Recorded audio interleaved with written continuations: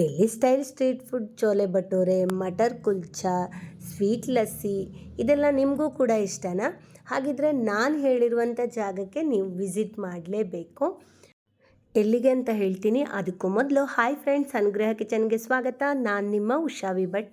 ನೀವೇನಾದರೂ ನನ್ನ ವಿಡಿಯೋನ ಮೊದಲ ಬಾರಿಗೆ ನೋಡ್ತಿರೋದಾದರೆ ನನ್ನ ಚಾನಲನ್ನು ಸಬ್ಸ್ಕ್ರೈಬ್ ಮಾಡ್ಕೊಳ್ಳಿ, ಹಾಗೆ ಲೈಕ್ ಶೇರ್ ಮಾಡೋದನ್ನು ಕೂಡ ಮರಿಬೇಡಿ.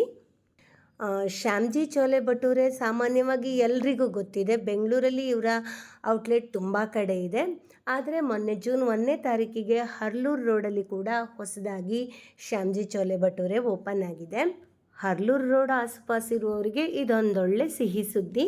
ಸಮೋಸ, ಕಚೋರಿ, ಜಾಮೂನು, ಸ್ವೀಟ್ ಲಸ್ಸಿ, ರಬಡಿ ಎಲ್ಲವೂ ಕೂಡ ಒಂದಕ್ಕಿಂತ ಒಂದು ತುಂಬಾ ಚೆನ್ನಾಗಿತ್ತು.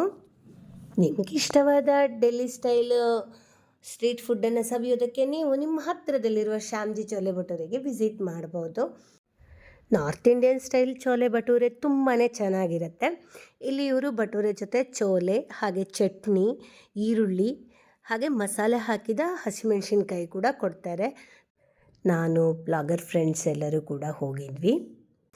ಇನ್ನೇನು ಓಪನ್ ಮಾಡಬೇಕು, ರಿಬ್ಬನ್ ಕಟ್ ಮಾಡೋದಕ್ಕೋಸ್ಕರ ನಾವೆಲ್ಲರೂ ಕಾಯ್ತಾ ಇದ್ವಿ. PC ರಾವ್ ಅವರು ರಿಬ್ಬನ್ ಕಟ್ ಮಾಡೋದ್ರ ಮೂಲಕ ಓಪನ್ ಮಾಡಿದರು.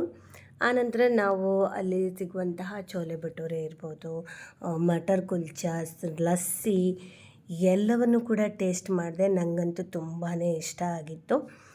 ನೀವು ಕೂಡ ಶ್ಯಾಮ್ಜಿ ಚೋಲೆ ಭಟೂರೆಗೆ ವಿಸಿಟ್ ಮಾಡಿ ನಿಮಗಿಷ್ಟವಾದಂತಹ ಚೋಲೆ ಭಟೂರೆನ ಈ ಮೊದಲೇ ತಿಂದಿದ್ರಾ ಅದನ್ನು ನನಗೆ ಕಮೆಂಟ್ಸ್ ಮೂಲಕ ತಿಳಿಸಿ.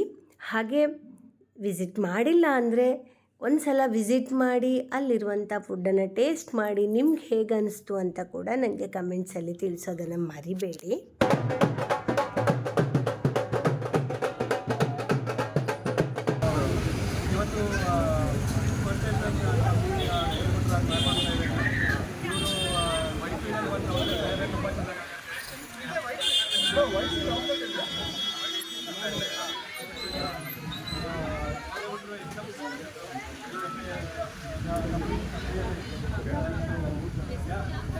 ನಾವು ಹೇಳಿದ್ರಿ, ಬಟ್ ನಿಮಗೆ ನೀವು ಡೆಲ್ಲಿಯಲ್ಲಿ ಯಾವುದಾದ್ರು ಟ್ರೈ ಮಾಡಿದ್ರೆ ಚಲೋ ಬರ್ತೀರಾ?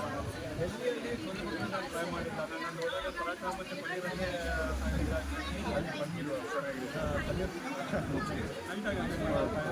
ಮತ್ತು ಇವಾಗ ಅದೇ ಥರ ಈ ಫುಡ್ನ ನೀವು